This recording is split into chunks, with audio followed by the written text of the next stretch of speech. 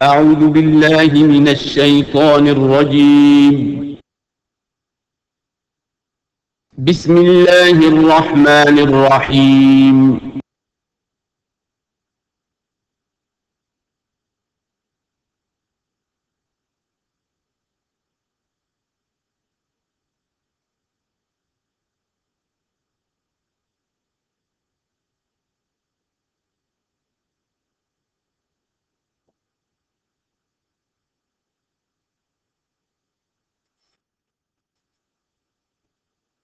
اعوذ باللہ من الشیطان الرجیم بسم اللہ الرحمن الرحیم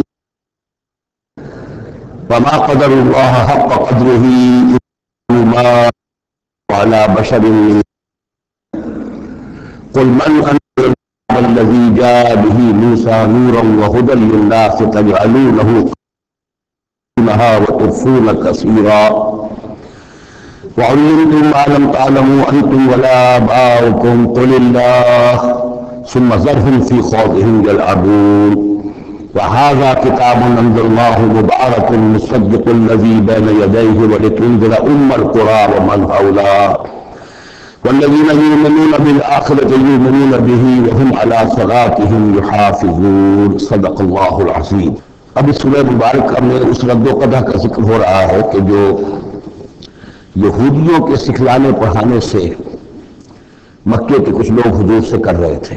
اب تک جو گفتگو ہوئی ہے وہ خالص ان کی طرف سے تھی اور انہیں کے ساتھ سارا مکالمہ تھا اور محاجہ تھا. لیکن جیسا کہ میں عرض کر چکا ہوں یہ صورتیں جو ہیں سورہ انعام اور سورہ اعراف یہ مکی دور کے آخری زمانے کی ہیں اور ظاہر ہے کہ اس وقت تک چرچا پہنچ چکا تھا مدینہ منورہ میں بھی حضور کی رسالت اور نبوت کے دعوے کا اور کان کھڑے ہو چکے تھے اہل کتاب کے یہود کے. تو وہیں سے بیٹھے ہوئے انہوں نے ریشہ دوانیاں کرنی شروع کر دی تھی. اور جیسے کہ ہم پڑھ چکے ہیں کہ جب جدم زدہ میں کوئی آ جائے تو یہاں تک کیا بیٹھتے تھے کہ ان مسلمانوں سے تو یہ مشرک بہتر ہیں جو بتوں کو پوجتے ہیں وغیرہ وغیرہ. اسی طرح کی ایک بات وہ ہے بھی یہاں کہی جا رہی ہے. وما قدر اللہ حق قدرہ، اور انہوں نے ہرگز قدر نہ کی اللہ کی جیسا کہ قدر کرنی چاہیے تھی. اس قالو جبکہ انہوں نے کہا ما انزل اللہ علی بشر من شیء، جبکہ انہوں نے کہا کہ نہیں اتاری ہے اللہ نے کسی بھی انسان پر کوئی بھی چیز. Categorical denial.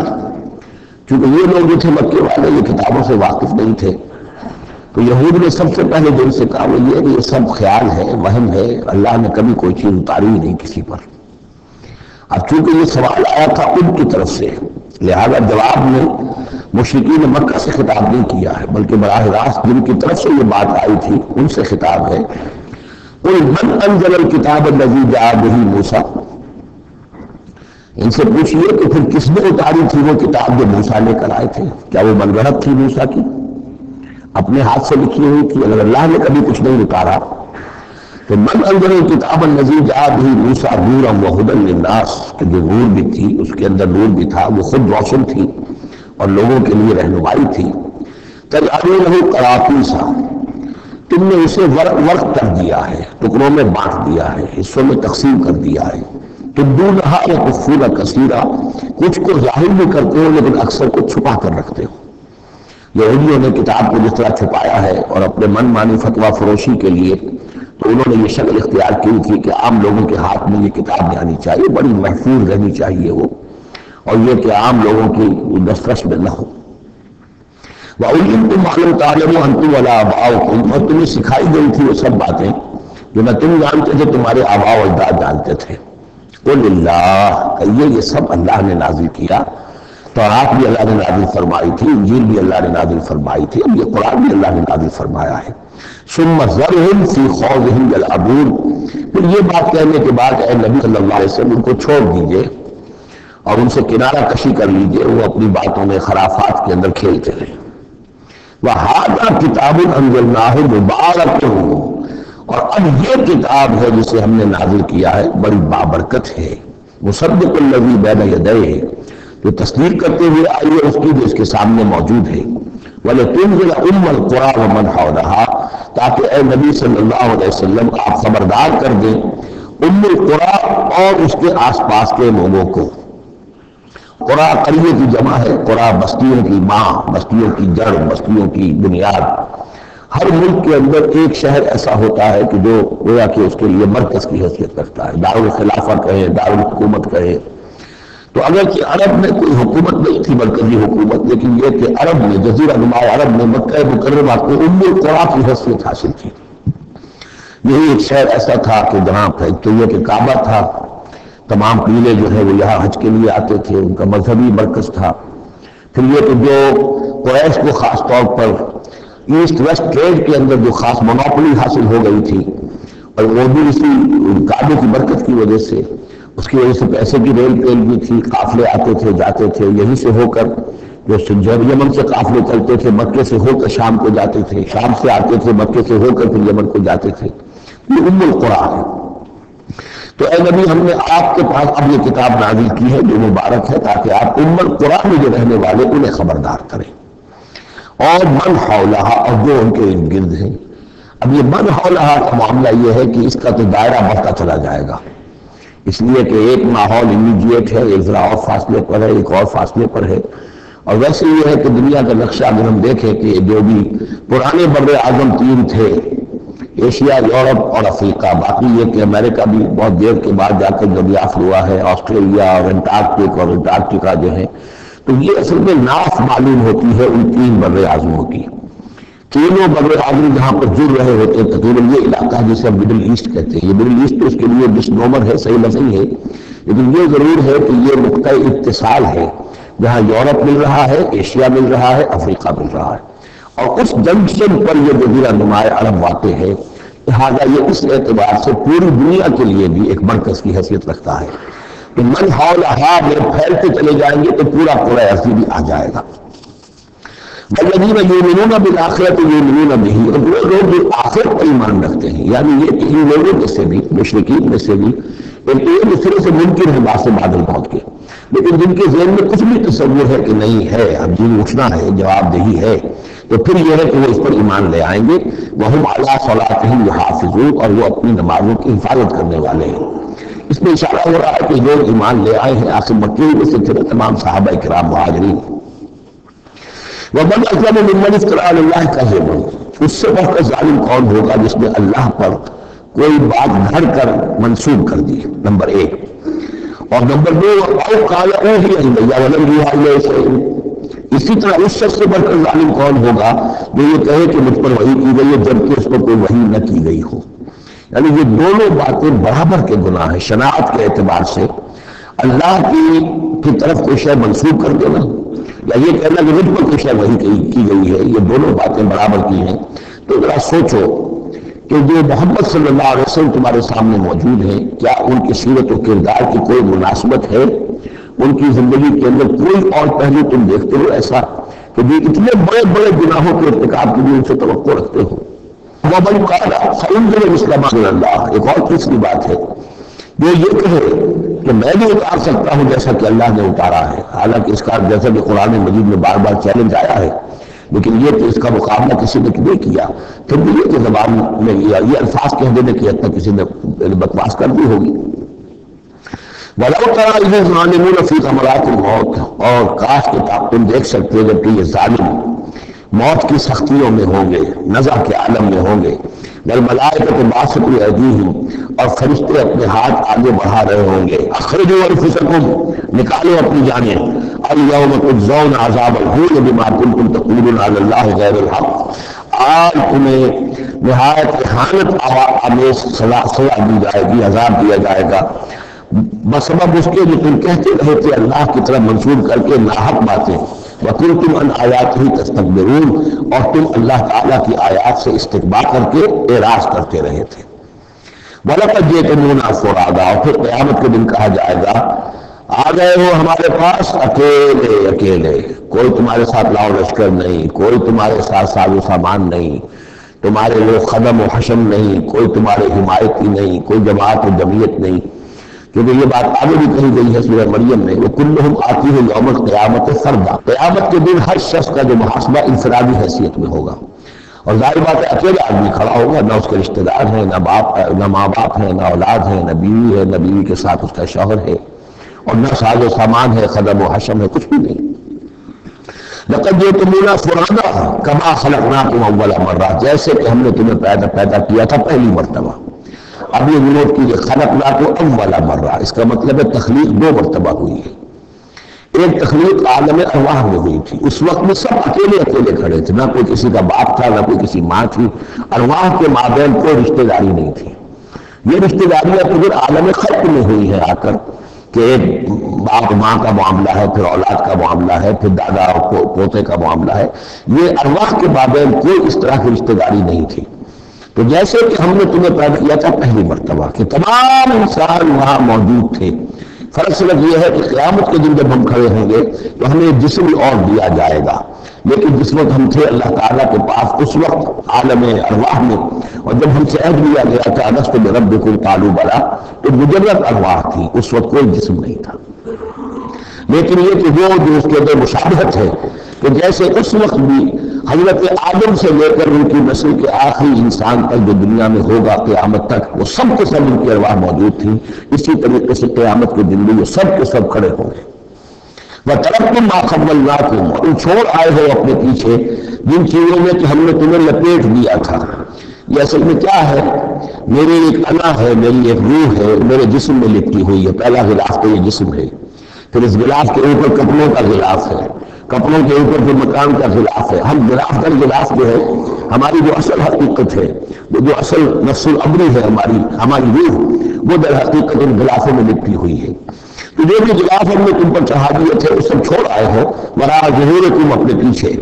وما نرى معكم شفعاءكم الذين زعمتم انهم فيكم شركاء، اور ہم دیکھ نہیں رہے تمہارے ساتھ کہ تمہارے وہ سفارشی نہیں آئے جن کے بارے میں تمہیں گھمنڈ ہو گیا تھا کہ وہ تمہارے معاملے میں شریک ہیں، سفارش کریں گے، تمہیں بچا لیں گے، چھڑا لیں گے ہمارے محاسبے سے، ہماری پکڑ سے۔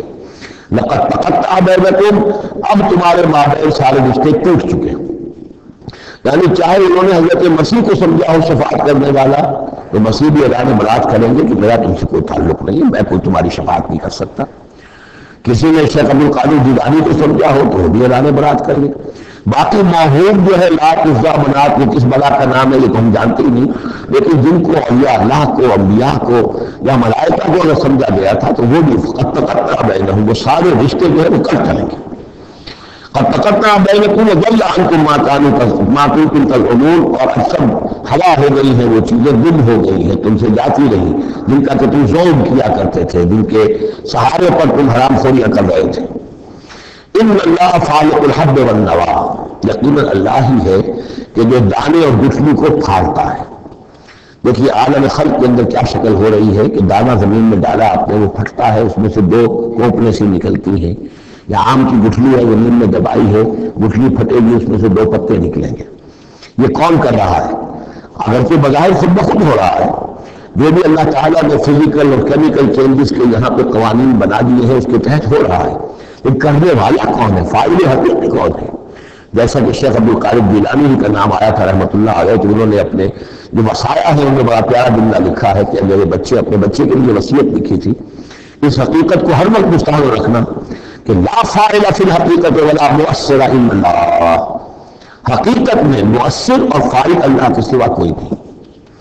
تاثیر ہے تو اس کی بنا پر ہے، اس کے اذن سے ہے۔ کوئی فعل کا ارادہ تم کر سکتے ہو، لیکن فعل کا بالفعل انجام پذیر ہونا یہ تمہارے اختیار میں نہیں ہے، یہ تو اللہ کے حکم سے ہوگا۔ ان اللہ فالق الحب والنوا، یقیناً اللہ ہی ہے پھاڑنے والا دانے اور گٹھلی کا۔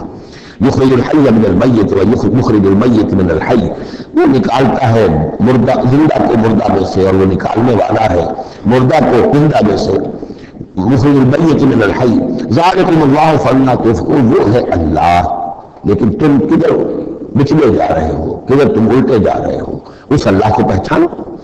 فالق الاصباح، اب یہ فلق دوسرا بھی ہے، وہ ہے صبح کا پھاڑنے والا، رات کی سیاہی کا پردہ چاک کر کے سفید سحر کو نمودار کرنے والا۔ یہ بھی خود بخود ہو رہا ہے، زمین کی گردش ہے جو بھی ہے اس کے تحت ہو رہا ہے، لیکن یہ بھی یہ نہ سمجھے کہ یہ بھی اللہ تعالیٰ کے تصرف کے بغیر اور اس کی تدبیر کے بغیر ہے، بلکہ یہی ہوگا فالق الاصباح، صبح کی روشنی کا پھاڑنے والا۔ وجعل اللیل سکنا والشمس والقمر حسبانا، اب دیکھیں یہ ہے وہ آلاء اللہ جن کے حوالے سے اللہ کی عظمت، اللہ کی صفات، اللہ کی قدرت، ان سب چیزوں کو نمایاں کیا جا رہا ہے. تذکیر بآلاء اللہ. وجعل اللیل سکنا، اس نے بنا دیا ہے رات کو سکون کی جگہ، سکون کا وقت. والشمس والقمر حسبانا، اور سورج اور چاند کو اس نے بنا دیا حساب کے لیے. وہ حساب کا ایک نظام ہے جس کے تحت چل رہے ہیں. اسی سے دن وجود میں آ رہے ہیں، رات وجود میں آ رہی ہے، اسی سے مہینے وجود میں آ رہے ہیں. ذالک تقدیر العزیز العلیم، یہ اندازہ ہے مقرر کیا ہوا اس ہستی کا جو العزیز ہے اور العلیم ہے، زبردست ہے اور سب کچھ جاننے والی ہے. وَهُوَ الَّذِي جَعَلَ لَكُمُ النُّجُومَ لِتَهْتَدُوا بِهَا فِي ظُلُمَاتِ الْبَرِّ وَالْبَحْرِ، اور وہی ہے کہ جس نے ستاروں کو بنا دیا ہے تمہارے لیے کہ ان سے تم راستہ پاؤ. اندھیری راتوں کے اندر قافلے چلتے تھے تو ستاروں سے وہ سمت معین کر کے چلتے تھے. اسی طریقے سے جہاز رانی ہوتی تھی سمندر میں تو آپ کو معلوم ہے ستاروں ہی سے وہ اپنا رخ معین کرتے تھے. لِتَهْتَدُوا بِهَا فِي ظُلُمَاتِ الْبَرِّ وَالْبَحْرِ، خشکی اور سمندر کی تاریکیوں میں تم ان ستاروں سے راستہ پاتے ہو. قد فصلنا الآیات لقوم یعلمون، ہم نے تو اپنی آیات کو واضح کر دیا، اس کی تفصیل بیان کر دی، کھول کھول کر بیان کیا ان لوگوں کے لیے جو علم رکھتے ہیں یا جو علم حاصل کرنا چاہیں. وَهُوَ الَّذِي أَنشَأَكُم مِّن نَّفْسٍ وَاحِدَةٍ، اور وہی ہے کہ جس نے تمہیں اٹھایا ایک جان سے.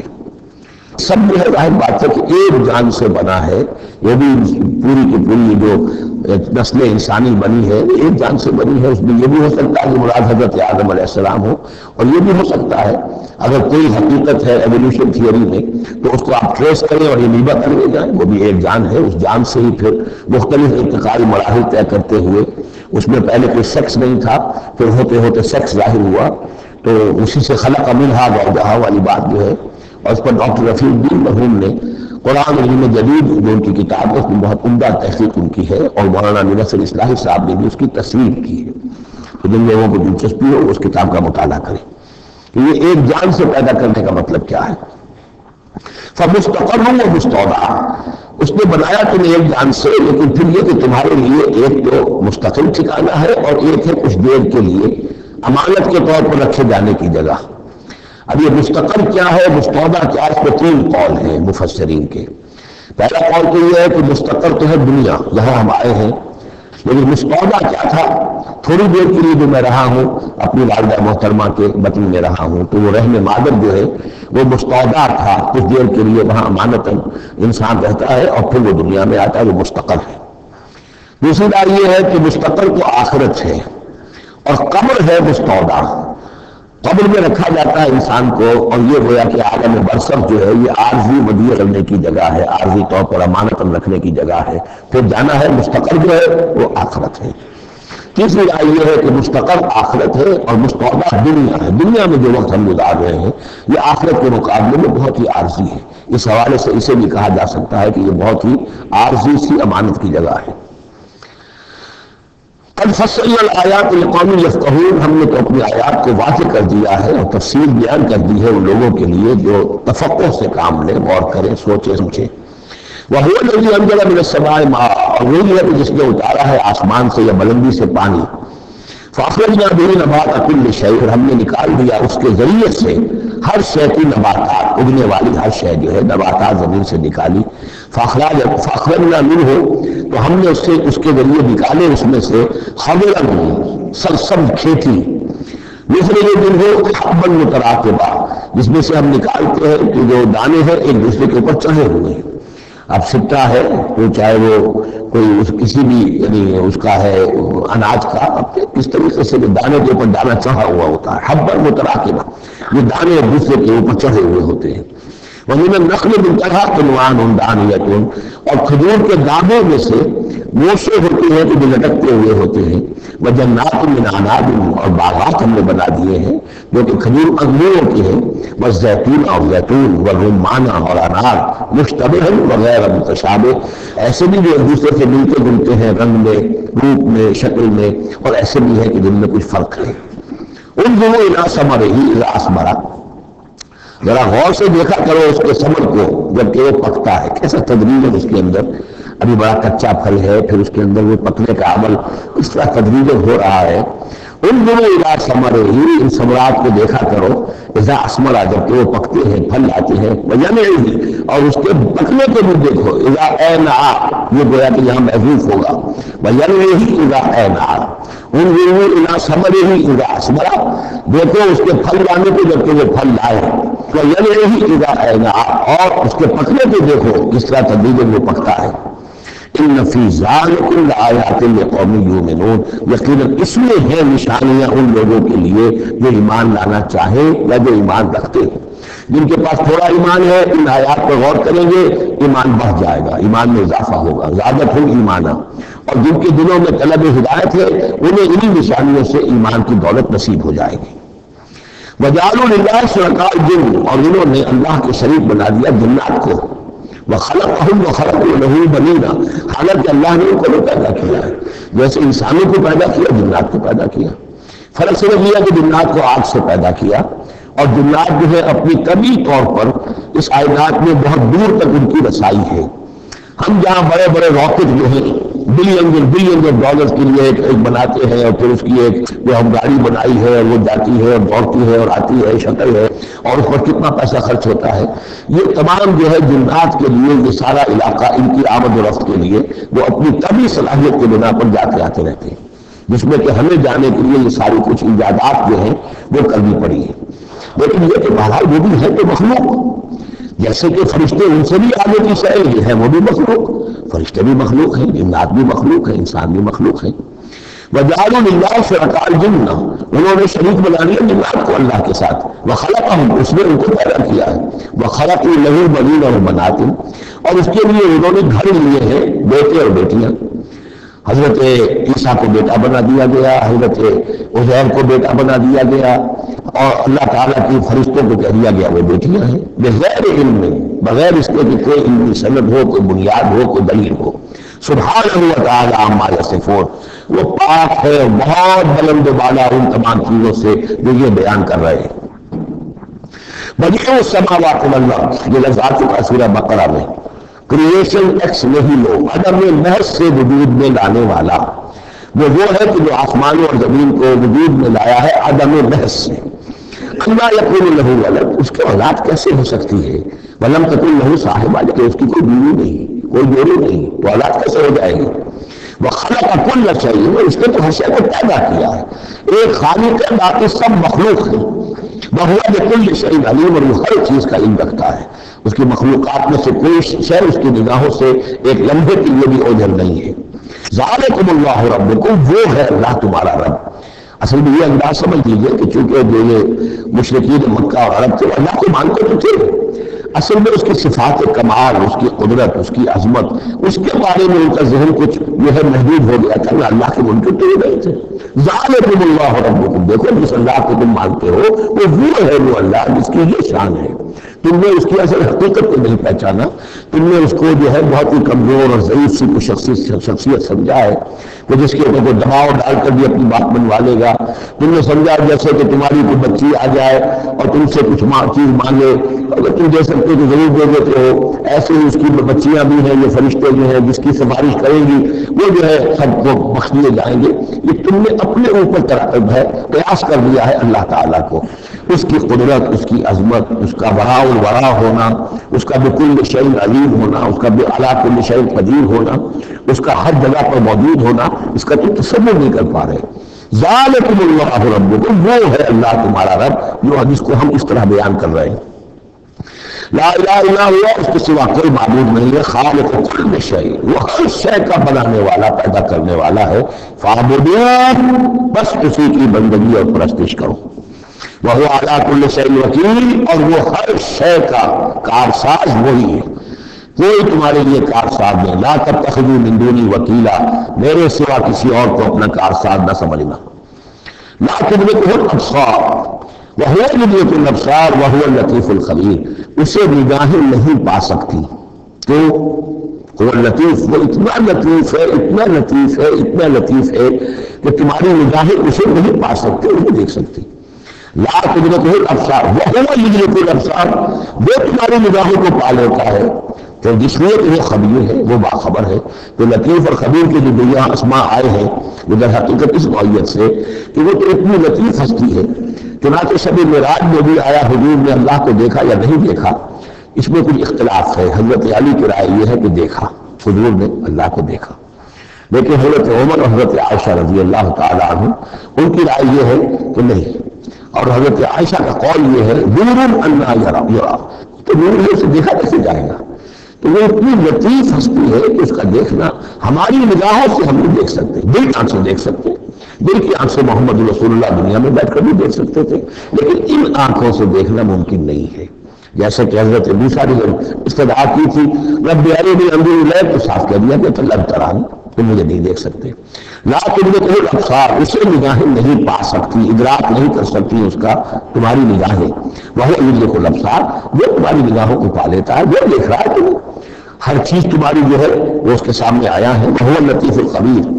قد جاءکم بصائر من ربکم، دیکھو تمہارے پاس آ چکی ہے بصیرت افروز باتیں تمہارے رب کی طرف سے.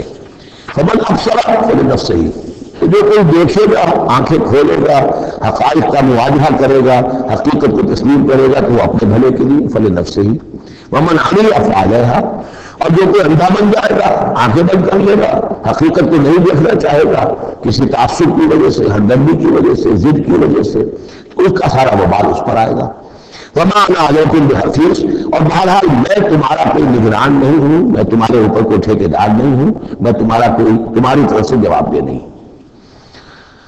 وَكَذَلِكَ نُصَرِّفُ الْآيَاتِ، اور اسی طرح ہم اپنی آیات کو گردش میں ڈلاتے ہیں. وَلِيَقُولُوا دَرَسْتَ، تاکہ یہ پکار اٹھے کہ اے نبی صلی اللہ علیہ وسلم آپ نے سمجھانے کا حق ادا کر دیا.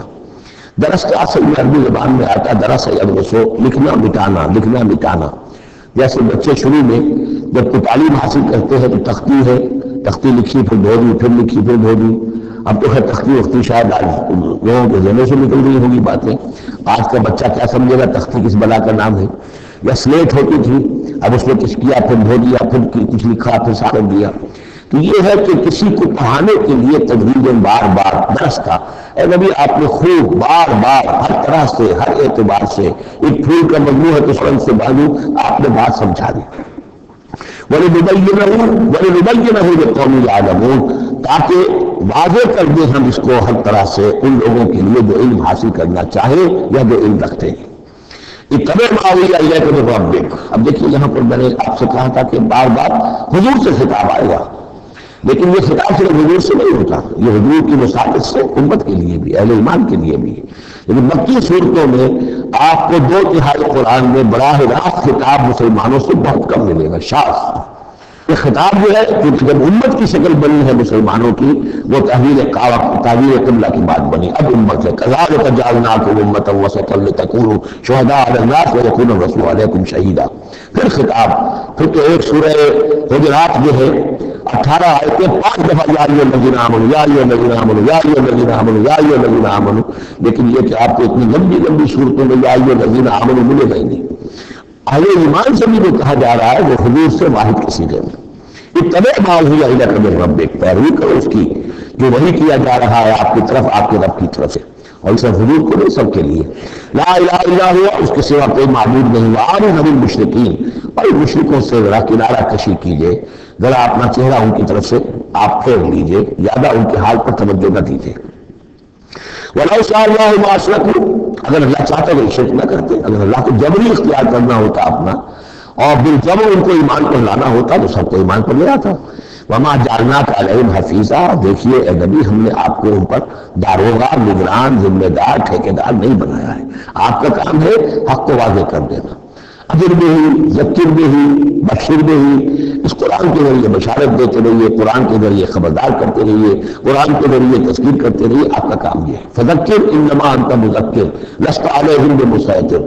یاد دہانی کرائیے اس لیے کہ آپ یاد دہانی کرانے والے ہیں، آپ ان کے اوپر داروغہ نہیں ہیں. وما انت علیہم بوکیل ولا تسبوا الذین یدعون من دون اللہ فیسبوا اللہ عدوا بغیر علم. اب یہاں مسلمانوں سے خطاب ہے، لیکن دیکھیے یا ایھا الذین آمنوا نہیں، خاص قرآن کے اسلوب کو سمجھنے کے لیے. اور مت گالیاں دو ان کو، برا بھلا کرو ان کو جن کو یہ پکارتے ہیں اللہ کے سوا. یعنی کوئی جوشیلا نوجوان مسلمانوں میں سے اور وہ گالیاں دینی شروع کر دے لات اور عزا اور منات کو، کیا ہے یہ، کچھ نہیں ہے، ان کی کوئی حیثیت نہیں ہے، تو یہ ساری چیزیں ٹھیک نہیں ہے۔ ان کے وہ محترم انہوں نے جو بھی گھڑے ہوئے ہیں، ان کے ذہنوں میں ان کی عظمت ہے، ان کی عقیدت ہے، خام خواہ وہ جوش میں آ کے غصے میں آ کے اب اللہ کو گالیاں دینے لگیں گے۔ تو اس سے یہ کہ خام خواہ اس طرح کا اشتعال آگے زداد اختیار نہ کرو۔ ولا تسبوا الذين يدعون من دون الله، مت گالیاں دو یا برا بلا کہو انہیں جنہیں یہ پکارتے ہیں اللہ کے سوا، فیسبوا الله عدوا بغیر علم، تو اللہ کو گالیاں دینے لگ جائیں گے زیادتی کے اندر آ کر، ضد میں آ کر، بغیر علم کے۔ كذلك زينا لكل امة عملهم، اسی طرح ہم نے ہر قوم کے لیے اس کے عمل کو مزین کر دیا ہے، وہ اسی میں خوش ہے، مگن ہے۔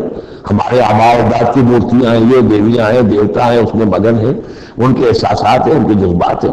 سمجھاؤ ضرور، انذار کرو، تبشیر کرو، تذکیر کرو، تبلیغ کرو، نصیحت کرو، سب کچھ کرو، لیکن یہ ہے کہ ان کے ساتھ گالم گلوچ نہیں اور ان کے معبودوں کو برا بھلا کہنا نہیں۔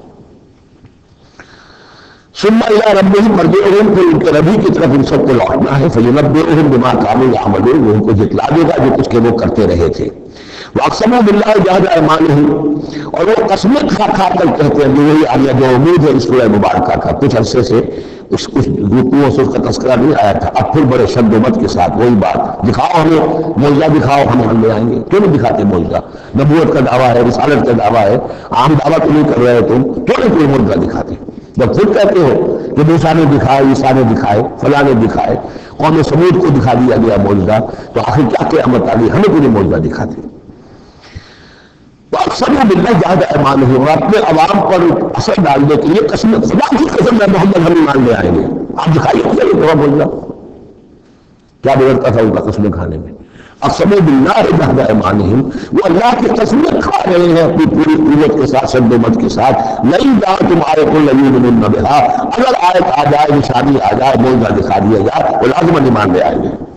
قل انما الآیات عند اللہ، کہہ دیجیے نشانیاں تو سب اللہ کے اختیار میں، میرے اختیار میں نہیں، اللہ کا فیصلہ وہ نہیں دکھانا چاہتا۔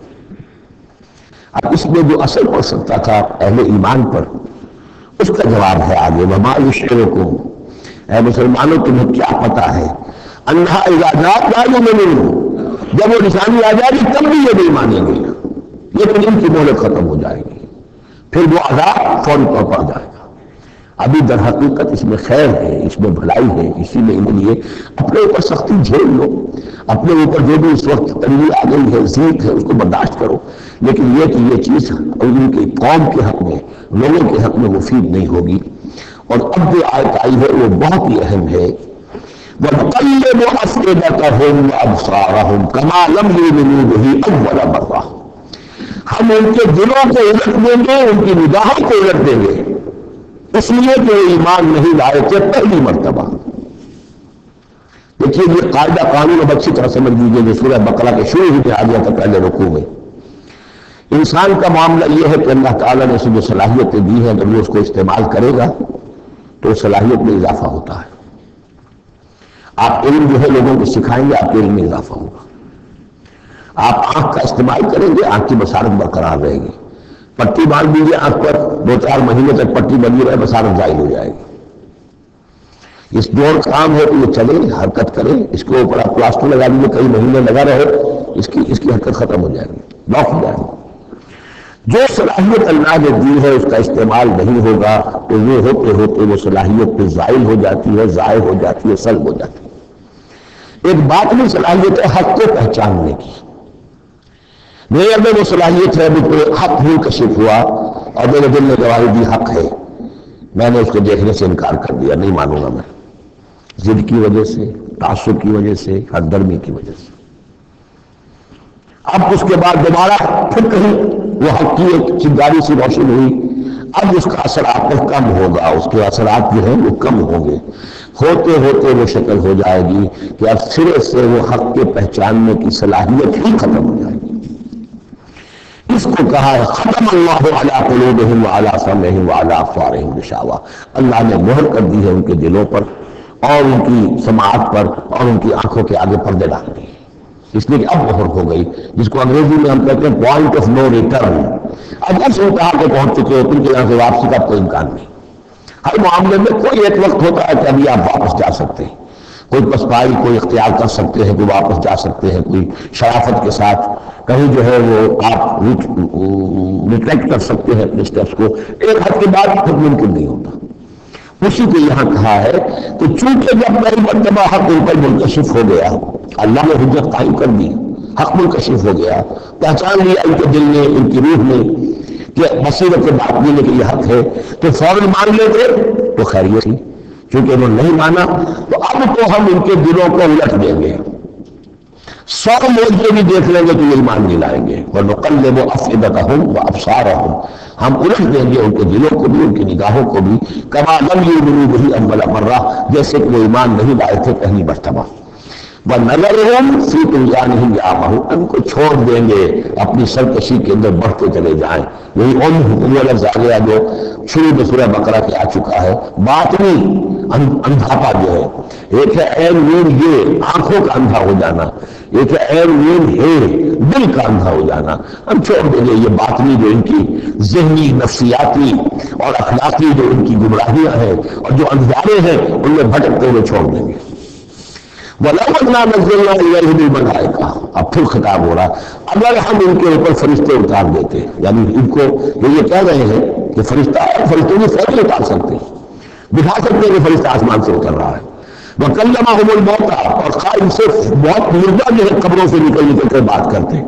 وَحَشَرْنَا عَلَيْهِمْ كُلَّ شَيْءٍ قُبُلًا، اور ہر چیز ہم لا کر ان کے سامنے رو در کر دیتے، جمع کر دیتے۔ مَا كَانُوا لِيُؤْمِنُوا إِلَّا أَن يَشَاءَ اللَّهُ، تب بھی یہ نہیں ہے ایمان لانے والے اللہ یہ کہ اللہ چاہے، تو اللہ چاہے اور کسی کے اندر اس کی اگر طلب ہے تو اللہ تعالیٰ ان معجزوں کے بغیر بھی لوگوں کی آنکھیں کھول رہا ہے۔ جو ایمان لائے ہیں وہ معجزے دیکھ کر تو نہیں لائے، وہ طالب حق تھے، انہیں حق جو ہے مل گیا۔ وَلَٰكِنَّ أَكْثَرَهُمْ يَجْهَلُونَ، لیکن ان کی اکثریت جو ہے وہ جاہلوں پر مشتمل ہے، اور جاہل سے مراد جذباتی لوگ جو عقل سے کام نہیں لیتے بلکہ اپنے جذبات کے اندر یہ اعلی کار بن جاتے ہیں۔ اگلی آیت جو ہے یہ بھی بہت اہم ہے، ایک فلسفہ دین کے اعتبار سے، بلکہ فلسفہ تحریک، دعوت و تحریک کے اعتبار سے بہت اہم ہے۔ وَكَذَلِكَ جَعَلْنَا لِكُلِّ نَبِيٍّ عَدُوًّا شَيَاطِينَ الْإِنسِ وَالْجِنِّ، اور اسی طرح ہم نے ہر نبی کے دشمن بنا دیے انسانوں اور جنوں میں سے شیطان کو، ہم نے بنا دیے۔ سوچیے، غور کیجیے، نبی کے لیے تو مدد چاہیے تھی، کیوں شیطان اٹھا دیا اللہ نے ان کے خلاف؟ اس کا فلسفہ بیان ہو رہا ہے۔ اگر کشاکش حق و باطل نہ ہو تو تمیز کیسے ہوگی کون واقعی حق پرست ہے اور کون ایسا ہی، کون واقعی محبت کرتا ہے اللہ سے اور کون دودھ پینے والا مجنون ہے؟ وہ نام کا ہی صرف محبت کر رہا ہے اور ایمان کیسے پتہ چلتا؟ یہ تو آزمائش کے لیے ہے دنیا بنائی گئی ہے۔ اگر سر کا وجود ہی نہ ہو، خیر ہی خیر ہو، آزمائش نہ ہوگی۔ لہٰذا ایک تو ہم کرتے خود تم بھی یہ باتیں مخالف سے نہ گھبراہ رخاب، یہ تو چلتی ہے تجھے اونچا اٹھانے کے لیے، یہ تو تمہاری چیلنج ہے، اہل ایمان کے لیے چیلنج ہے۔ ان کے مرتبے اونچے ہوتے ہیں، جو جتنا صبر کر رہا ہے، جو جتنی استقامت دکھا رہا ہے، جو جتنا ایثار کر رہا ہے، اتنے ہی تو اس کے رتبے بلند ہوں گے، ورنہ کیسے حفظ مراتب ہوگا؟ کیسے معلوم ہوگا ہوز کس کا کیا مقام ہے؟ وَكَذَلِكَ جَعَلْنَا لِكُلِّ نَبِيٍّ، ہم نے خود اٹھائے، ہم نے بنائے ہر نبی کے لیے دشمن شیاطین الانس والجن، شیاطین الانس یوحی بعضهم الی بعض زخرف القول غرورا، وہ ایک دوسرے کو اشاروں کنایوں میں وحی سے وہ ایسی باتیں ملمہ کی ہوئی باتیں، فریب والی باتیں جو وہ کرتے رہتے ہیں، ایک دوسرے کو گمراہ اور کرنے کے لیے، ایک دوسرے کے لیے اور سپورٹ کرنے کے لیے۔ جو جن ہے شیطان وہ آ کر اس انسان شیطان کے کان میں پھونک مارتا ہے، ابھی ذرا تم اور صبر کرو، ابھی اور دیکھو کہیں تم فضل نہ جانا، دیکھنا کہیں تم حق کو قبول نہ کر لینا۔ تو یہ ان کا آپس میں جو ہے گٹھ جوڑ، اس لیے کہ ہم نے خود ان کو یہ چھوٹ دی نہیں۔ وَكَذَلِكَ جَعَلْنَا لِكُلِّ نَبِيٍّ عَدُوًّا شَيَاطِينَ الْإِنسِ وَالْجِنِّ يُوحِي بَعْضُهُمْ إِلَىٰ بَعْضٍ زُخْرُفَ الْقَوْلِ غُرُورًا وَلَوْ شَاءَ رَبُّكَ مَا فَعَلُوهُ، اور اگر آپ کا رب چاہتا تو یہ نہ کر سکتے۔ ظاہر بات ہے کہ کائنات میں کوئی پتا بھی اللہ کے اذن کے بغیر ہل نہیں سکتا۔ ابو جہل کی کیا مجال تھی کہ حضرت رسول اللہ کو شہید کر دیتا ہے کون وہ؟ لیکن یہ تو اللہ کی طرف سے اجازت ہے، اس کا ہاتھ سر ہو جاتا، وہ ہاتھ جو اٹھا ہے برچہ لے کر ان کی شرمگاہ میں باندھنے کے لیے، تو کیا وہ ہاتھ وہیں پر شرمگاہ ہو جاتا اللہ کے حکم سے؟ لیکن نہیں، اذن رب ہے، ٹھیک ہے ہماری اس بندی کو آزما لو، جتنا آزمانا ہے، لیکن جتنا تم آزما رہے ہو تمہیں کیا جانا ہوگا اس کے رتبے جو ہے ہمارے ہاں کتنے بلند سے بلند تو ہوتے چلے جا رہے ہیں، تم کیا جانا؟ یا لیت قومی یعلمون بما غفر لی ربی وجعلنی من المکرمین، کاش میری قوم کو معلوم ہو جائے، میری بیوی رو رہی ہوگی، میرے بچے رو رہے ہوں گے کہ ہمارا باپ جو ہے وہ شہید کر دیا گیا، کاش وہ جان سکتے کہ مجھے میرے رب نے کیا میرا اعزاز فرمایا ہے، میں یہاں کس عیش و آرام میں ہوں۔ ان کے رونے کا کیا سوال، وہ خوشیاں مناتے ہیں۔ تو یہ صورتحال ہے۔ وَلَوْ شَاءَ رَبُّكَ مَا فَعَلُوهُ فَذَرْهُمْ وَمَا يَفْتَرُونَ، تو چھوڑیے آپ ان کو، جو یہ افتراء کر رہے ہیں کرنے دیجیے، یہ ہماری سنت ہے، ہمارا طریقہ ہے، ہمارا فلسفہ یہی ہے۔ وَلِتَسْمَعَ إِلَيْهِ أَفْئِدَةُ الَّذِينَ لَا يُؤْمِنُونَ بِالْآخِرَةِ وَلِيَرْضَوْهُ وَلِيَخْلُفُوا مَا هُمْ مُخْتَلِفُونَ، تاکہ مائل ہو جائیں ان کی طرف ان لوگوں کے دل جو آخرت پر ایمان نہیں رکھتے۔ یہاں دیکھیے اصل میں کیا بات ہے کہ جیسے الیکٹریسس ہوتا ہے، پانی کو الیکٹرولسس جب ہوتا ہے، ایک پازیٹیو ایک نیگیٹو، اب وہ جو آئنز ہیں وہ ادھر ادھر ہو جائیں گے۔ تو اللہ تعالیٰ نے حق و باطل کی کشاکش رکھی ہے، اس کشاکش کا نتیجہ کیا ہے؟ آئونائزیشن ہو جائے گی، حق اور باطل کا جو ہے، حق والے ادھر کو جمع ہو جائیں گے، باطل والے ادھر جمع ہو جائیں گے۔ اور اس کے لیے جو ہے یہ اس معاشرے کے اندر، انسانی معاشرے کے اندر یہ تقسیم، یہ تمییز، جیسے کہ ہم سورہ آل عمران میں پڑھ چکے ہیں، حتی یمیز الخبیث من الطیب، یہ خبیث اور طیب بے گدمن ہوئے ہیں، یہ آزمائشیں آتی ہیں، تکلیفیں آتی ہیں، امتحانات آتے ہیں، تو خبیث علیحدہ اور طیب علیحدہ، منافق علیحدہ، صاحب ایمان علیحدہ۔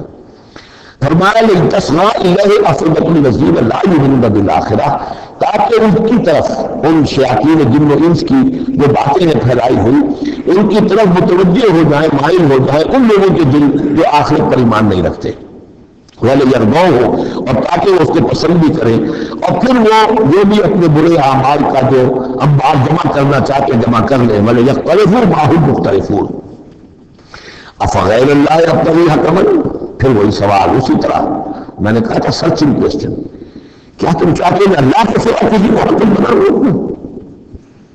اب بچپن میں کہ اللہ کو مانتے تھے، تم کیا چاہتے ہو؟ جسے تم مانتے ہو، میں نے تو اس کو اپنا رب بنایا بس، باقی جو تم نے بھرنی ہے اس کے لیے کوئی سبب ہو تو پیش کر لو، تو میں کسی اور کو ماننے کو تیار نہیں۔ ایک جگہ آیا ہے قُلْ إِنْ كَانَ لِلرَّحْمَٰنِ وَلَدٌ فَأَنَا أَوَّلُ الْعَابِدِينَ، اگر اللہ کا کوئی بیٹا ہوتا سب سے پہلے میں پوچھتا اس کو، جب میں اللہ کو پوچھتا ہوں، اس کی پرستش کرتا ہوں، تو اللہ کا بیٹا ہوتا تو میں تھوڑا پوچھتا اس کو، نہیں اللہ کا بیٹا۔ یہ ہے در حقیقت قرآن مجید کا انداز سمجھانے کا، بڑا فطری، اس میں منطق کم اور جذبات سے اپیل ہے، دل دینی انٹراسپیکشن کی طرف دعوت ہے، وہ دل میں جھانکو، ذرا غور کرو، اپنے گریبان میں منہ ڈالو، سوچو، غور کرو، تمہیں خود یہ حقیقتیں جو ہے نظر آ جائیں گی۔ اب غیر اللہ یبتغی حکما، تو کیا میں اللہ کے سوا کسی اور کو اپنا منصف اور حکم بنا لوں؟ وَهُوَ الَّذِي أَنزَلَ إِلَيْكُمُ الْكِتَابَ مُفَصَّلًا، جبکہ وہ تو وہ ہے کہ جس نے تمہاری طرف ایک بڑی مفصل کتاب نازل کر دی ہے، کتنی واضح کتاب نازل کر دی ہے۔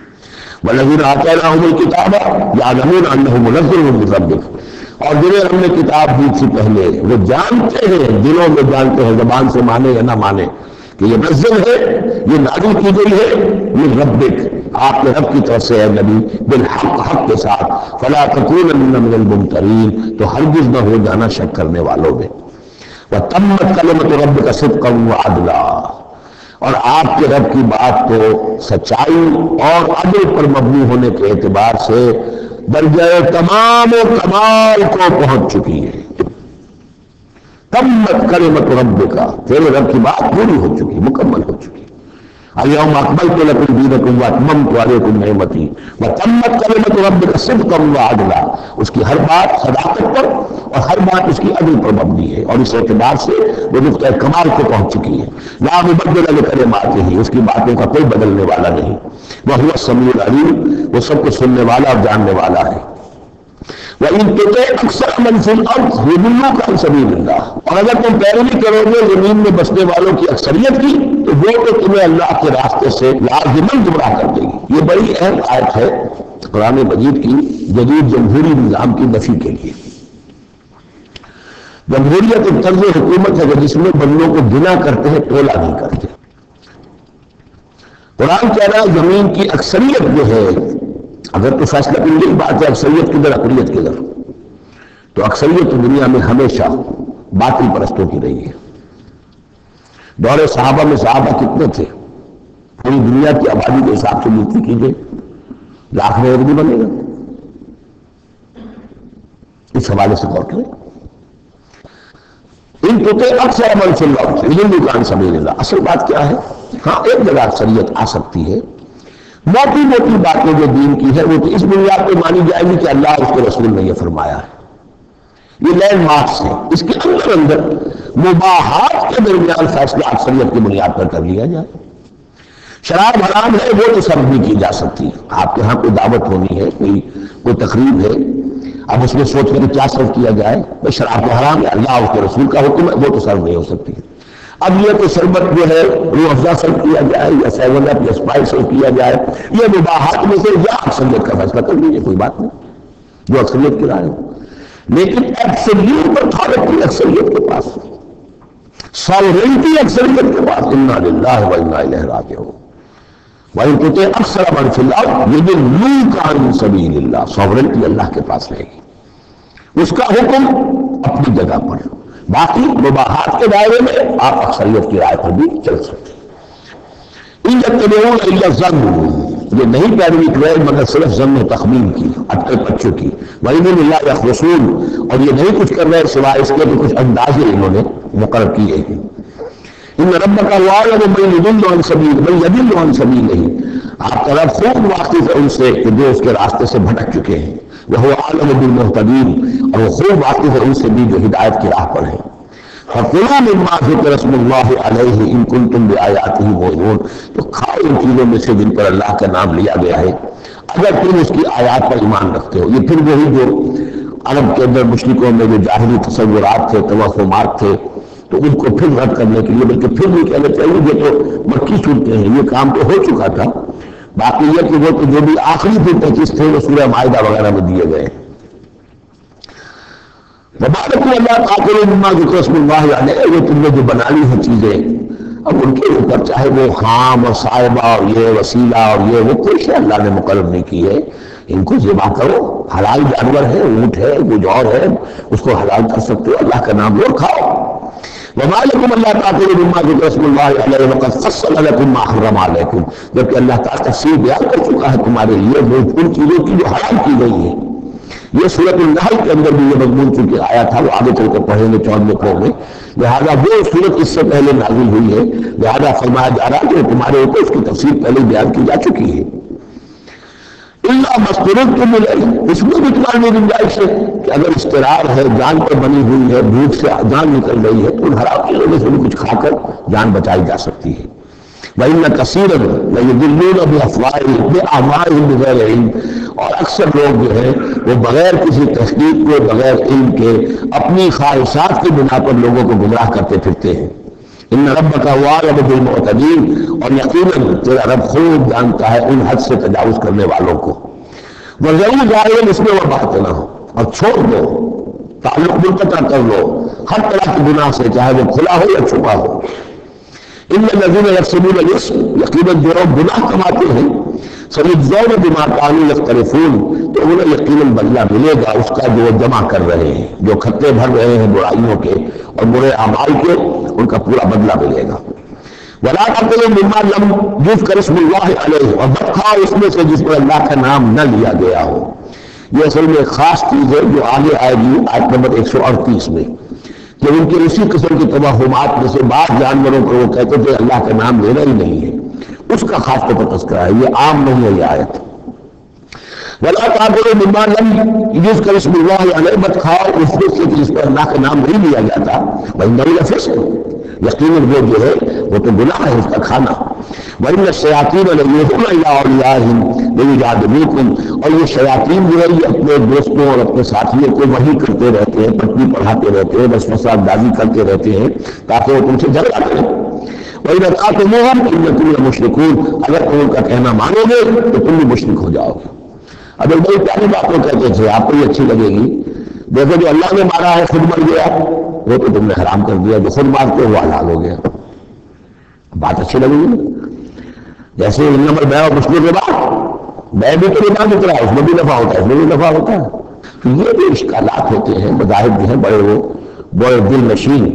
تو اسی طریقے سے یہ کہ اللہ کا مارا ہوا ہے، یہ اللہ نے مارا، مر گیا اپنی موت، اس اللہ نے مارا، یہ تو حرام ہے. اور تم جسے مارو جسے ذبح کرو وہ حلال ہے. اب یہ بات جو ہے، لیکن کہ تم یہ مجادلہ کریں گے تم سے، یہ دلیل بازی کریں گے، یہ تمہارے سامنے جو ہے اس طرح کی حرکتیں کریں گے، لیکن تم چھوڑو گے، دفاع کرو. اب امن کا تو میتن فاحیا نہ ہو، اللہ جو کوئی تھا مردہ اور ہم نے اسے زندہ کر دیا. اس سے مراد ہے حیات معنوی اور موت معنوی. ایک شخص جو اللہ سے واقف نہیں ہے، صرف دنیا کا بندہ بنا ہوا ہے، تو وہ در حقیقت ایک انسانیت اس کی مردہ ہے. وہ حیوان کی حیثیت سے جو زندہ ہے، بحیثیت انسان وہ مردہ ہے. پھر اللہ نے اسے ہدایت دی، اس کو ایمان کی نام، اب وہ زندہ ہوا. اب امن کان میتن فاحییناہ وجعلنا لہ نورا، اور پھر ہم اس کو نور بنا دے دیتے ہیں. اب وہ اللہ کی کتاب اس کے سامنے ہے، یمشی بہ فی الناس، اب اس کو لے کر وہ چل رہا ہے لوگوں کے مابین. کمن مثلہ فی الظلمات، کیا وہ شخص اس کی طرح ہو جائے گا کہ جو اندھیروں میں بچ رہا ہو، لیس بخارج منہا، اور اس سے وہ نکلنے والا ہے ہی نہیں. کذالک زین للکافرین ما کانوا یعملون، اس طرح مزین کر دیا گیا، کھبا دیا گیا ان کافروں کے لیے جو کچھ کہ یہ کر رہے ہیں. یعنی اس میں ہی مدد ہے وہ. لیکن ایک وہ شخص تھا جس کو پہلے ہوش نہیں تھا، توجہ نہیں تھی. حضرت عمر ہے رضی اللہ تعالیٰ عنہ، 6 سال لگ گئے. حضرت حمزہ ہے 6 سال لگ گئے، 6 سال میں ایمان لا رہے ہیں. لیکن پھر یہ ہے کہ اللہ نے ہدایت دے دی. اس کے بعد یہ ہے کہ وہ نور قرآن مجید بھی موجود ہے. اب چل رہے ہیں، آگے بڑھ رہے ہیں، سر فروشیاں کر رہے ہیں. اب ایک وہ جو بھٹکتے ہی رہے ساری عمر اور اسی اندھیاروں کے اندر ہی جانے دے گئے. وَكَذَلِكَ جَعَلْنَا فِي كُلِّ قَرْيَةٍ أَكَابِرَ مُجْرِمِيهَا، اسی طرح ہم نے ہر بستی میں بڑے بڑے مجرم کھڑے کیے، لِيَمْكُرُوا فِيهَا، تاکہ اس میں خوب چالیں چلیں. وہی بات شیاطین الانس والجن کو ہم نے اٹھایا. اسی طرح ہر بستی کے اندر جو سردار اور بڑے وہاں کے چودھری ہوتے ہیں، ہم ان کو چھوٹ دیتے ہیں کہ وہ کھڑے ہو اور روکیں لوگوں کو، اور لوگوں کو ستائیں، اور لوگوں اس کے امتحان میں لوگوں کو آزمائش میں ڈالیں، چالیں چلیں، تاکہ جو صاحب جوہر ہیں ان کی جوہر کھلے، ان کے اور بکھرے، ان کے اندر کی صلاحیتیں جو ہے وہ اور اجاگر ہوں. اکابر مجرمیہا لیمکروا فیہا، تاکہ خوب چالیں چلیں. وما یمکرون الا بانفسہم، حالانکہ وہ نہیں مکر کر رہے مگر اپنی جانوں پر. سارا وقت کو اپنے اوپر لینے کے بلاس بظاہر جو کچھ کر رہے ہیں وہ، لیکن یہ کہ اس کا جب نتیجہ ان کے سامنے آئے گا جو سمیہ اور یاسر کے ساتھ کیا ابو جہل رضی اللہ تعالیٰ عنہما، جب وہ حقیقت سامنے آئے گی تب آنکھ کھلے گی. جب آنکھ کھلی دل کی تو موسم کا خزاں کا اللہ بانفسہم وما یبصرون، لیکن انہیں اس کا شعور نہیں ہے. وَإِذَا جَاءَتْهُمْ آیَةٌ قَالُوا لَن نُؤْمِنَ حَتَّىٰ نُؤْتَىٰ مِثْلَ مَا أُوتِیَ رُسُلُ اللَّهِ، اور جب ان کے پاس کوئی نشانی آتی ہے، نشانی سے مراد قرآن کی آیت، قرآن کی دلیل، تشبیہ، تصریف آیات نئے انداز میں، فرمایا جب بھی ان کے پاس آیت آتی قَالُوا لَن نُؤْمِنَ، وہ کہتے ہیں ہرگز ایمان نہیں لائیں گے، حتیٰ نُؤْتَىٰ مِثْلَ مَا أُوتِیَ رُسُلُ اللَّهِ، جب تک کہ ہمیں بھی وہی چیز نہ دی جائے جو اللہ کے دوسرے رسولوں کو دی گئی تھی، ویسے ہی حصی معجزے. اللہ عالم ہے کہ یجعل رسالتہ، اللہ تعالیٰ زیادہ واقف ہے اس سے کہ وہ اپنی رسالت کے لیے کیا جگہ، کیا محل، کیا مقام معین کرے. اللہ تعالیٰ نے اس وقت ان کے لیے یہی رکھا، وہ بھی اللہ کی حکمت کے تحت تھا. اور اب جب کہ نوع انسانی شعور کے اعتبار سے بلوغ کی عمر کو پہنچ چکی ہے، بچہ چھوٹا ہوتا ہے کھیلنے کے لیے کھلونے دیے جاتے ہیں، لیکن ذرا بڑا ہے تو اسے کھلونے نہیں دیے جاتے ہیں، اسے حکمت سکھائی جاتی ہے، عقل سکھائی جاتی ہے، شعور سکھایا جاتا ہے، تمیز سکھائی جاتی ہے. تو وہ نوع انسانی کا دور طفولیت تھا، اس میں ابھی ان کا فہم، ان کی عقل، ان کے شعور، ابھی ان کی جو ہے بلوغت نہیں پہنچی تھی شعور کی چیزیں، لہٰذا ان کے لیے وہ کھلونے بھی تھے، حصی معجزات بھی تھے. اب انسان بحث کے مجموعی نوع انسانی جو ہے عقلی بلوغ کو اور شعور کے بلوغ کو پہنچ چکی ہے، لہذا اب وہ چیزیں نہیں دکھائی جائیں گی. اللہ عالم فی یجعل رسالتہ سیصیب الذین اجرموا صغار عند اللہ، ان قریب پہنچے گی ان مجرموں کو، ان گناہگاروں کو بہت ذلت اللہ کے ہاں، وعذاب شدید بما کانوا یمکرون، اور سخت سزا اور عذاب ان کی انکاری چال بازیوں کی طفیل کے لیے وہ کر رہے ہیں.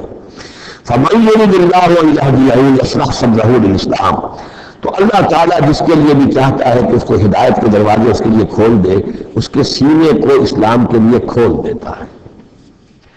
یہ ایک بڑی معنوی حقیقت ہے، اس پر غور کیجیے گا. شرح صدر، الم نشرح لک صدرک، یہ جو حضور کے لیے خاص طور پر شرح صدر جو ہے اللہ تعالیٰ نے ایک بہت بڑے احسان کے طور پر بیان فرمایا، الم نشرح لک صدرک، اس شرح صدر کی ہر مسلمان کو دعا کرنا چاہیے۔ اللہم ربنا نور قلوبنا بالایمان واشرح صدورنا بالاسلام، اے اللہ ہمارے دلوں کو تو نور ایمان سے منور فرما دے اور ہمارے سینوں کو اسلام کے لیے کھول دے۔ اس کے معنی کیا ہے؟ اللہ ہمارے اندر یہ بات میں بصیرت پیدا کر دے کہ اسلام کی ہر چیز ہمیں ٹھیک نظر آئے، ہاں یہی تو ٹھیک ہے، یہی تو ہونا چاہیے، منطقی ہے، معقول ہے۔ کئی چیز اطلاعی میں نہیں، انسان کی فطرت جو ہے اتنی مطابقت محسوس کرے گا انسان کہ دیکھنا تقریر کی لذت کی جو اس نے کہا میں نے یہ جانا کہ میرا یہی میرے دل میں تھا، اس لیے کہ اس کا اپنا سینہ جو ہے اللہ تعالیٰ نے اسلام کے لیے کھول دیا ہے۔ تو یہ شرح صدر جو ہے اللہ تعالیٰ کی طرف سے بہت بڑی نعمت ہوتی ہے۔ فَمَن يُرِدِ اللَّهُ أَن يَشْرَحَ بِهِ، اللہ جس کو ہدایت دینا چاہتا ہے يَشْرَحْ صَدْرَهُ لِلْإِسْلَامِ، اس کے سینے کو اسلام کے لیے کھول دیتا ہے۔ وَمَن يُرِدْ أَن يُضِلَّهُ، اور جس کے بارے میں وہ طے کر دے کہ اس کو تو گمراہی ہی پر رکھنا ہے، يَجْعَلْ صَدْرَهُ ضَيِّقًا، اس کے سینے کو تنگ کر دیتا ہے، حرجاً، بہت ہی تنگ اندر سے، کانما یصعد فی السماء، ایسے محسوس کرتا ہے جیسے اسے آسمان پر چڑھنا پڑ رہا ہے، جیسے اونچائی پر چڑھتے ہوئے سانس پھول جاتا ہے، آدمی کو معلوم ہوتا ہے کہ میرا شاید دل دھڑک دھڑک کر باہر ہی نکل آئے گا۔ یہ ہے کہ ان کو حق کا قبول کرنا اتنا مشکل ہو جاتا ہے۔ جس شخص کا کے لیے اللہ تعالیٰ کی طرف سے شرح صدر ہے وہ حق کو قبول کرتا ہے، تکلیف بھی آتی ہے تو یہ آسانی سے جھیل جاتا ہے۔ اور ایک ہوا نہیں ایسا امتحان آ گیا تو معلوم ہوا کہ بس قیامت ٹوٹ پڑی، اور اب تو ایک قدم اور اٹھانا جو ہے، اور جس کو ہم کہتے ہیں قدم من بل بھر کے پاؤں جو ہے من بھر کے ہو گئے، بوجھل ہو گیا انسان، وہ بات نہیں۔ فرمایا کذالک یجعل اللہ الرجس علی الذین لا یؤمنون، اور اسی طریقے سے اللہ تعالیٰ عذاب یا گندگی ڈال دیتا ہے ان پر جو ایمان نہیں لاتے۔ وَهَذَا صِرَاطُ رَبِّكَ مُسْتَقِيمًا، اور یہ ہے تیرے رب کا سیدھا سیدھا راستہ۔ قَدْ فَصَّلْنَا الْآيَاتِ لِقَوْمٍ يَذَّكَّرُونَ، ہم نے اپنی آیات خوب تفصیل سے بیان کر دی ہے ان لوگوں کے لیے جو تذکر اخذ کرنا چاہیں، نصیحت حاصل کرنا چاہیں، ہدایت حاصل کرنا چاہیں۔ لَهُمْ دَارُ السَّلَامِ عِندَ رَبِّهِمْ، ان کے لیے سلامتی والا گھر ہے ان کے رب کے پاس، جنت کے لیے دوسرا لفظ ہے دار السلام۔ وَهُوَ وَلِيُّهُمْ، وہی ان کا مددگار ہے، پشت پناہ ہے، وہ ان کا حمایتی ہے، ان کا دوست ہے۔ بِمَا كَانُوا يَعْمَلُونَ، بسبب ان کے عمل کے، وہ جو عمل کر رہے ہیں انہوں نے اللہ کی دوستی عمل کی ہے، انہوں نے اپنی قربانیوں سے، اپنے ایثار سے، اپنی محنتوں سے جو جد و جہد کی ہے، جو مشقتیں جھیلی ہیں، تو انہوں نے بِمَا كَانُوا يَعْمَلُونَ، اس کی وجہ سے وہ گویا کہ اللہ تعالیٰ کی دوستی کے مستحق ہو گئے ہیں۔ وَهُوَ وَلِيُّهُمْ بِمَا كَانُوا يَعْمَلُونَ وَيَوْمَ يَحْشُرُهُمْ جَمِيعًا، اور جس دن کہ وہ جمع کرے گا ان کو سب کو، یا معاشر الجن، اللہ تعالیٰ فرمائے گا اے جنوں کی جماعت، قد استکثرتم من الانس، واقعتاً تم نے تو انسانوں میں سے بہتوں کو ہتھیا لیا۔ جو کہا تھا اس دن بڑے جن نے عزازیل نے کہ تو دیکھے گا وما تجد اکثرهم شاکرین، کہ ان کی اکثریت شکر کرنے والی نہیں ہو گئی، تو گویا کہ ایک طرح کا شاباش جو ہے اللہ تعالیٰ کی طرف سے ان کو دی جائے گی۔ یا معاشر الجن قد استکثرتم من الانس، تم نے تو بہت سے انسانوں کو ہتھیا لیا۔ وقال اولیاؤہم من الانس، اور جو ان کے ساتھی تھے انسانوں میں سے ان کی ذرا جاگے گی کہ اللہ تعالیٰ نے یہ کیا کہہ دیا کہ ان جنات نے ہمیں جو ہے ہتھیا لیا اور شکار کر دیا۔ ربنا، وہ یہ کہیں گے ربنا استمتع بعضنا ببعض، پروردگار ہم میں سے بعض نے بعض سے فائدہ اٹھایا، ہم ان سے کام لیتے رہے، یہ ہم سے کام لیتے رہے، ہم نے ان کو موکل بنایا، ان کے ذریعے سے غیب کی خبریں، کہانت کی دکانیں چمکائی۔ قال اولیاؤنا من سے ربنا استمتع بعضنا ببعض وبلغنا اجلنا الذی اجلت لنا، اور اب ہم اپنی اس مدت کو پہنچ چکے جو تم نے ہمارے لیے مقرر کر دی تھی۔ قال النار مسواکم، اللہ فرمائے گا اب آگ ہے تمہارا ٹھکانہ، خالدین فیہا الا ما شاء اللہ، تم رہو گے اسی میں ہمیشہ ہمیشہ سوائے اس کے جو اللہ چاہے۔ ان ربک حکیم علیم، یقیناً تیرا رب حکیم اور علیم ہے۔ وکذالک نولی بعض الظالمین بعضا بما کانوا یکسبون، اور اسی طرح ہم ساتھی بنا دیتے ہیں اور ملا دیتے ہیں بعض ظالموں کو بعض ظالموں کے ساتھ ان کے کرتوتوں کی وجہ سے، ان کی کمائی کی وجہ سے۔ بارک اللہ لی ولکم فی القرآن العظیم ونفعنی وإیاکم بالآیات والذکر الحکیم۔